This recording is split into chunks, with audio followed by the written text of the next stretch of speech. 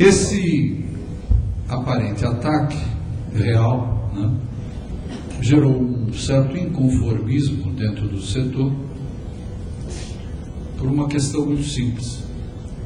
O papel no Brasil não abate árvore que não foi plantada para esse fim.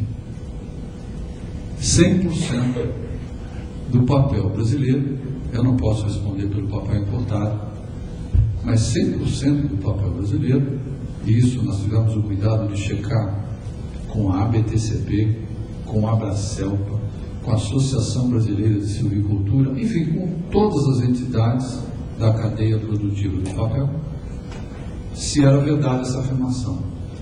Então, o papel no Brasil, ele é plantado com a finalidade de ser abatido. A gente, é como milho, você não planta milho para não comer milho. É como etanol, você planta cana para gerar etanol. A gente planta árvore para cortar e fazer papel.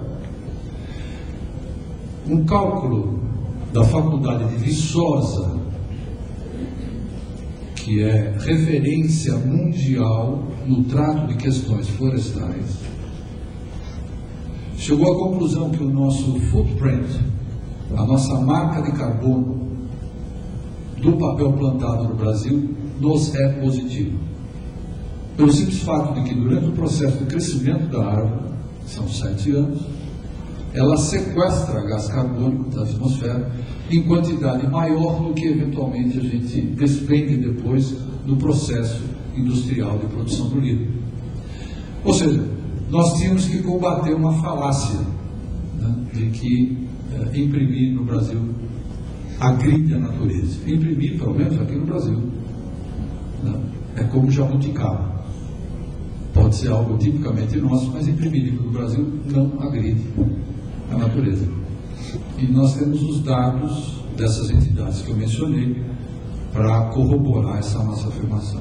Então essa é a primeira fonte de ataque, mas como ela é técnica, matemática e estatisticamente auditável, nós estamos no processo de difusão dessa informação. Breve vocês verão a mídia impressa reagindo a essa falácia, a esse conceito errôneo que se emite no Brasil sobre o uso do papel, inclusive com a adesão das grandes publicações por razões óbvias, né? O editor Abril não pode atacar o papel, né? Não deveria, pelo menos, por princípio, atacar a mídia impressa. A segunda fonte é essa questão do meio digital. Uma vez perguntado o Lord Keynes na Inglaterra sobre qual seria a perspectiva de longo prazo para determinada medida que ele estava tomando no auge da depressão, né, na década de 30, ele falou: a longo prazo estaremos todos mortos. Então, a gente não pode pensar no muito longo prazo, porque aí extrapola, né, o nosso horizonte de vida. Por outro lado, a ameaça da mídia digital me parece crescente. Eu diria que nos últimos tempos, nos últimos meses, na última semana, ela foi elevada, ela foi potencializada até a seguinte afirmação feita pelo Gilberto Limenstein na CBN de terça-feira de manhã. Aqueles que, como eu, estão presos no trânsito de manhã, né, eu assisti ou o Heródoto Barbeiro ou o Ricardo Boechat. O Gilberto Limenstein fez uma afirmação de uma editora americana, Dorchester, especializada em livro paperback, aqueles livros de papel baratinho e capa bonita, né, para atrair o público na venda da livraria, estaria descontinuando a impressão sobre papel.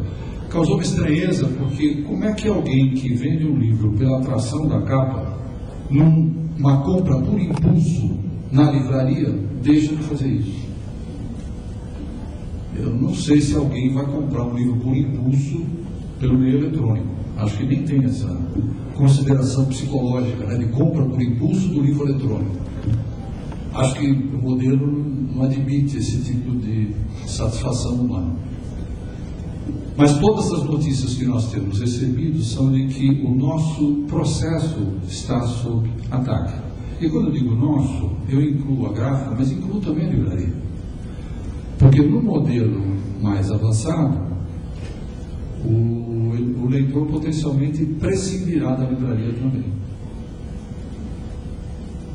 Nesse modelo de distribuição, já se contempla a eliminação da livraria como ponto de distribuição logística. Eu acho que não só o setor gráfico está sob ameaça, na forma da impressão física do produto, que o Alexandre, aqui presente, chamou de deliciosamente sensorial hoje de manhã. Ele fez um livro ontem, ele falou, quero ver o cara ter essa mesma sensação ao receber um download no iPad. Né? Acho que não dá para você receber um download no iPad e pegar e folhear e cheirar e sentir. Eu não creio que essa mesma sensação a gente tenha ao receber um download. Mas de qualquer forma, é essa ameaça a nossa cadeia produtiva, onde eu me incluo como gráfico, mas incluo também o livreiro. E amanhã, por que não? Talvez até o editor. Porque os autores vão passar a se considerar Shakespeare, né? Sem nenhum crivo de ordem editorial ou de conteúdo, ou sem nenhum critério de autoanálise, de autocrítica com relação àquilo que eles vão publicar, que hoje é uma tarefa do editor. Quer dizer, selecionar crítica e qualitativamente o que nós, leitores, lemos, é uma tarefa do editor. No limite desse modelo que se propõe agora, que está se aventando como futuristicamente viável, eu acho que todas essas funções estão sob ameaça, não só do gráfico, mas da livraria como ponto de distribuição, e amanhã até do editor como elemento de gerenciamento de conteúdo, de gerenciamento crítico intelectual. Quer dizer, estaremos propensos aí a verificar e ler um monte de porcaria, um monte de bullshit, além das que a gente lê aprovadas pelos editores. Então, a minha função aqui hoje é mais de complicar e não de explicar. Eu queria que a gente fizesse uma reflexão em conjunto na cadeia produtiva do livro, né, para saber que oportunidades nós podemos explorar em conjunto para continuar a vivenciar o nosso negócio, a oferecer ao leitor aquilo que ele pede, da forma mais rápida, da forma mais barata e da forma mais agradável do ponto de vista do trato da informação. Uma boa notícia é que, às vezes, as futurologias são muito assodadas. Eu vi a primeira morte do jornal,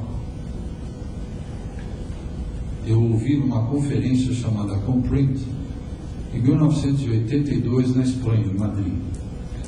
Um pensador do setor gráfico, um jornalista da Inglaterra chamado Pincus Jasper, ele fez uma afirmação de que no ano 2000, já passados 10 anos, nós só leríamos o New York Times numa tela de computador, né?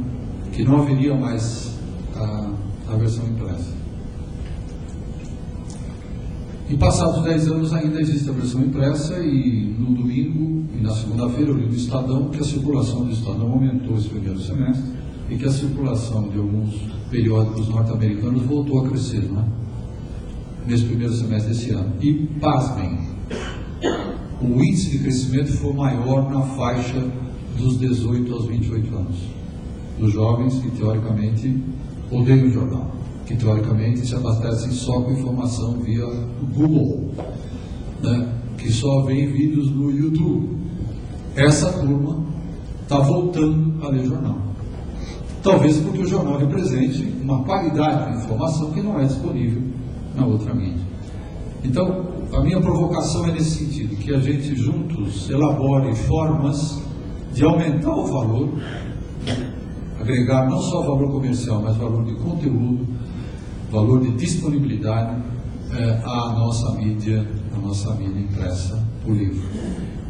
Caríssimo para o setor gráfico, mas também extremamente importante para o setor de emprego. Essa é a provocação que eu queria deixar aqui. Por isso que eu falei, não vou falar sobre impressão digital, é tarefa do meu sócio, mas eu não posso perder a oportunidade